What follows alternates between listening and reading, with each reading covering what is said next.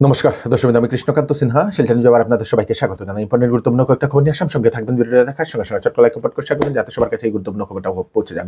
দর্শক সব থেকে ব্রেকিং খবর হচ্ছে আজকে সেই পেহেলগাম অ্যাটাকের পরে, পেহেলগাম সন্ত্রাসবাদী অ্যাটাকের পরে নতুন নতুন সেখানে তথ্য বেরিয়ে আসছে। ইন্টেলিজেন্সরা যে সময় ওনারা সেই করছেন, দর্শক জিজ্ঞাসাবাদ করছেন, সে সময় নতুন নতুন তথ্য বেরিয়ে আসছে। দর্শক অনেকেই সেখানে বলছেন অনেক ধরনের যারা সেই ঘোড়া চালাতো তারাই নাকি জড়িত ছিল বলে এরকম অনেক ধরনের, এবং সেটা এখন জিজ্ঞাসাবাদ প্রচুর চলছে। দর্শক আজকে আমাদের ভারতবর্ষের মাননীয় প্রধানমন্ত্রী শ্রী নরেন্দ্র মোদীর বাসগৃহে স্পেশাল একটা হাই ভোল্টেজ একটা মিটিং হয় সেই পেহেলগাম অ্যাটাকের পরে। দর্শক হয়তো কোনো একটা বিশেষ একটা সেখানে আলোচনা করা হয়েছে। দর্শক জানা গেছে যে সেই যে বিশেষ বৈঠকে সেখানে প্রতিরক্ষা মন্ত্রী রাজনাথ সিং ছিলেন, রাষ্ট্রীয় নিরাপত্তা উপদেষ্টা অজিত ডোভাল মহাশয় ছিলেন, সেনার শীর্ষ আধিকারিক যারা ছিলেন ওনারা সবাই ছিলেন সেখানে উপস্থিত।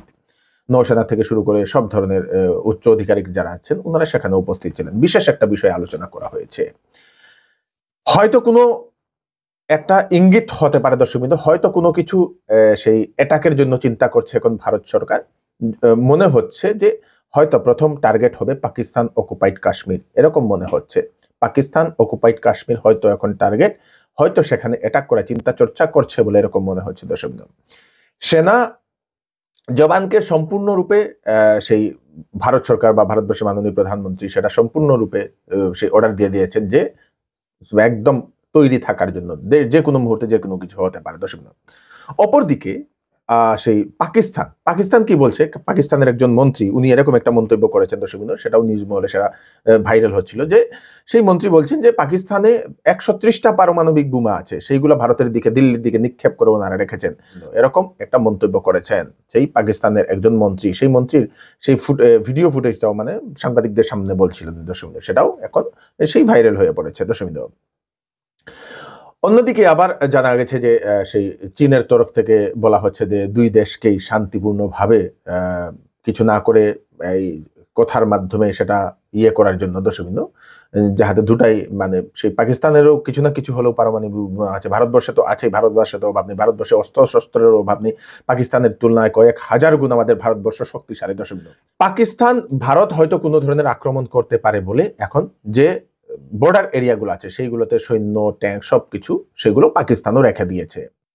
পাকিস্তানের নাগরিকদের ভারত থেকে যাওয়ার জন্য নির্দেশ দিয়ে দেওয়া হয়েছিল, অর্ডার দিয়ে দেওয়া হয়েছিল। এখন পাকিস্তানের পর এখন বাংলাদেশের নাগরিকদের উপর চলছে এখন ভারতবর্ষের দর্শক অভিযান।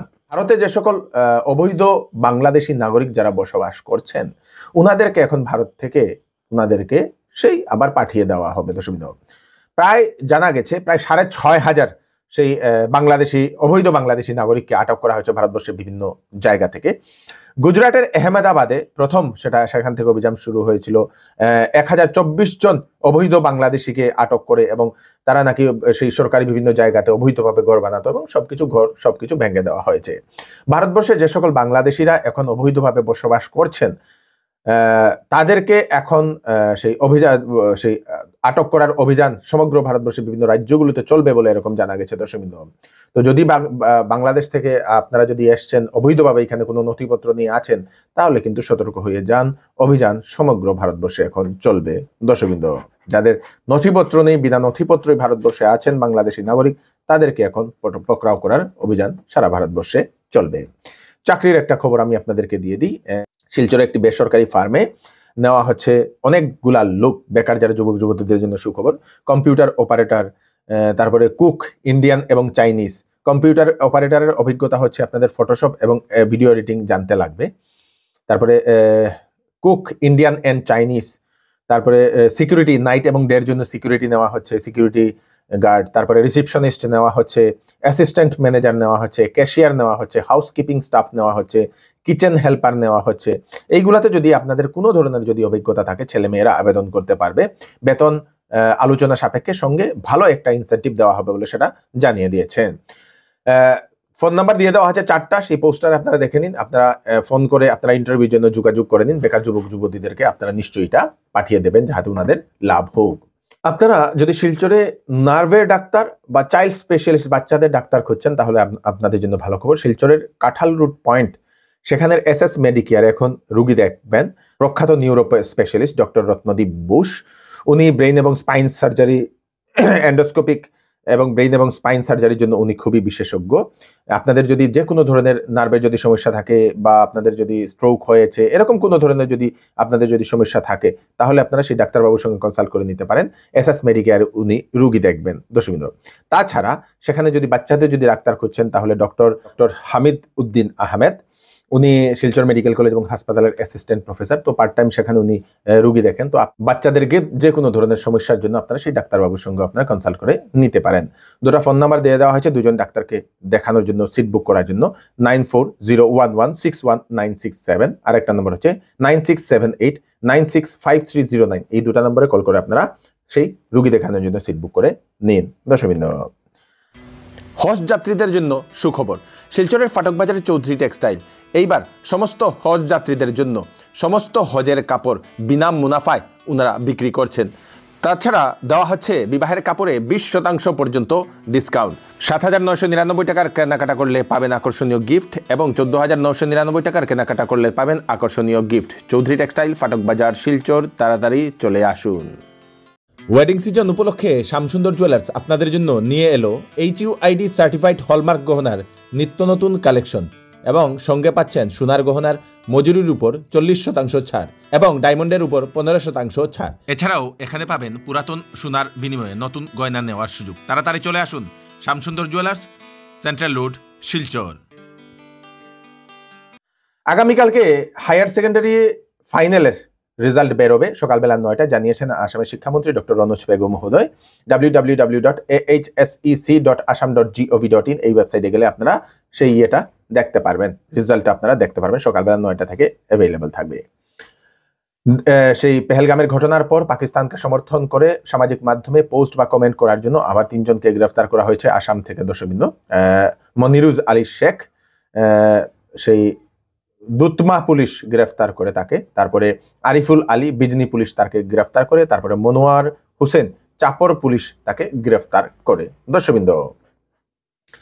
ধিংয়ের যিনি AIUDF MLA ছিলেন আমিনুল ইসলাম, সেই আমিনুল ইসলাম মহাশয়কে আদালত এখন জেলে প্রেরণ করেছেন দর্শকবৃন্দ। উনাকে সেই দেশ বিরোধিতার জন্য, সেই পেহেলগাম ঘটনার পর উনি পাকিস্তানের সমর্থনে কিছু মন্তব্য করেছিলেন হয়তো, তারপরে উনাকে সেই উনার এগেইনস্টে কেস দেওয়া হয়েছিল, অবশেষে উনাকে জেলে প্রেরণ করা হয়েছে, আদালত জেলে প্রেরণ করেছে।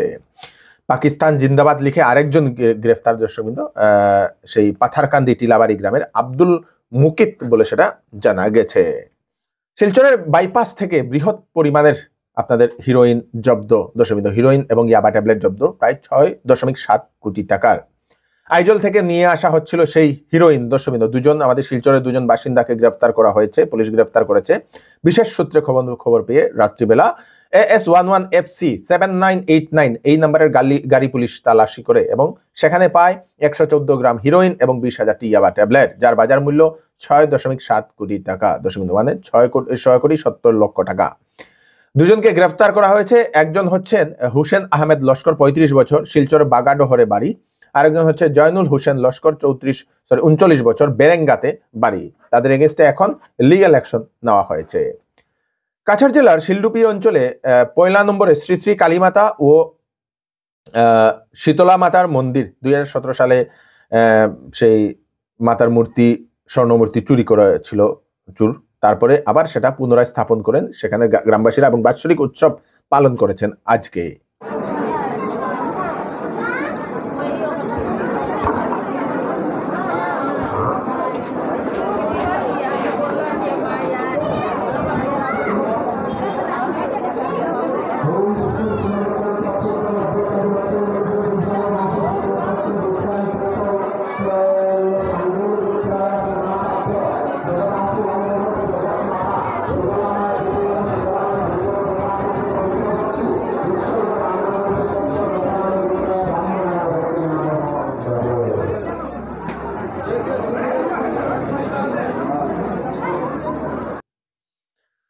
IPL এ ধামাকেদার হিস্ট্রি গড়ল 14 বছরের এক যুবক দর্শকবৃন্দ, ইতিহাস গড়ল 14 বছরের এক যুবক, বিহারের একজন যুবক, সেই ভৈভব সূর্যবংশী।